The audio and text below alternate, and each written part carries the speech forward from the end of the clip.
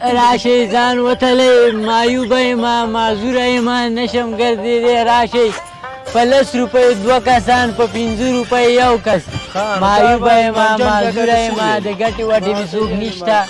واړه واړه مور او پلار راته پاتې دي ځان وتلی ځان وتلی ای ماما خیر دی ځان وتلی پرېږده نه یې تلو پرېږده ښه خیر دی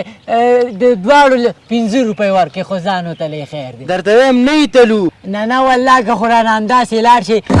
ای خیر دی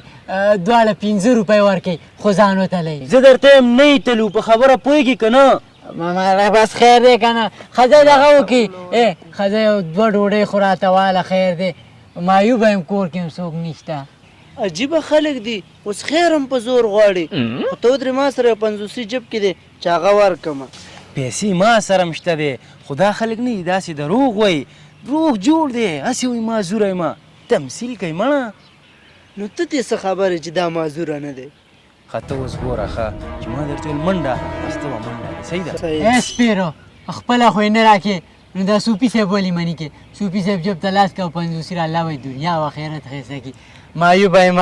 مرګي مرض رالم کله کله مې لاسونه هم کار پرېږدي ښه زه ته مې دا خپه پرېږده ځان تلو پیسې در کوم صحیح ده ځان تلی او دا تله را دي خوا که سمه ځان وتلی خیر دی الله به اجر درکړي معیوبه یم منډه خو تلی یو لارانه ونیسه راوړه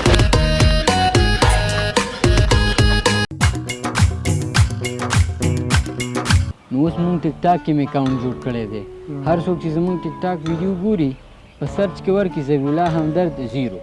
په زمونږ ویډیوګانې ورته راوړي دا وګوره دا ویډیو مې اوس نوی ورکړې ده السلام علیکم بچو وعلیکم سلام بابا بچو یو 10 روپۍ کومک را سره وکړې کور کې راته یتیمان پراته دي خپله کار روزګار نشم کولی بوډا یم ښه صبر وکړه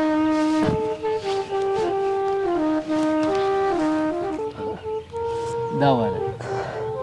الله دې مالو حال کې برکت واچوه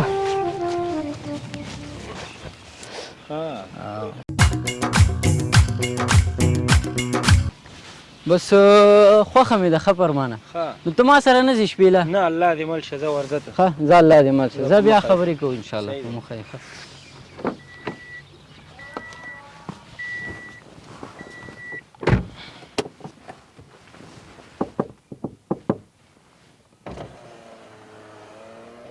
څنګه چلې بابا بچه یو 10 روپۍ کومک را سره وکړه بوډا یم کار روزګار نشم کولی نو بابا تا ته خو لږ مخکې ما 20 روپۍ درکړې که نه بچه زمونږ د سترګو دید نشته دی غلط شوی دی عجیبه خلک وایي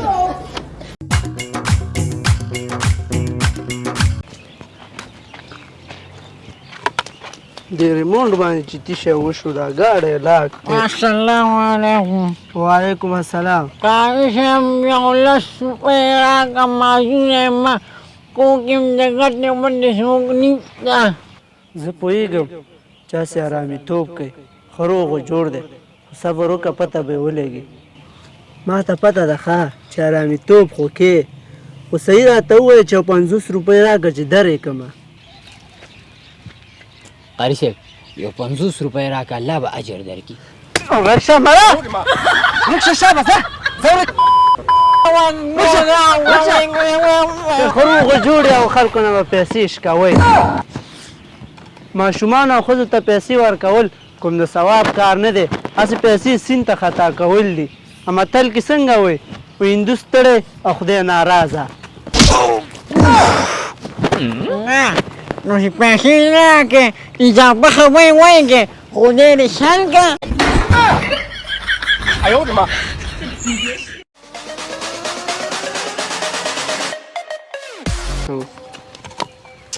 السلام علیکم وعلیکم السلام امیر صاحب معذوره یم کور کې مې د ګټې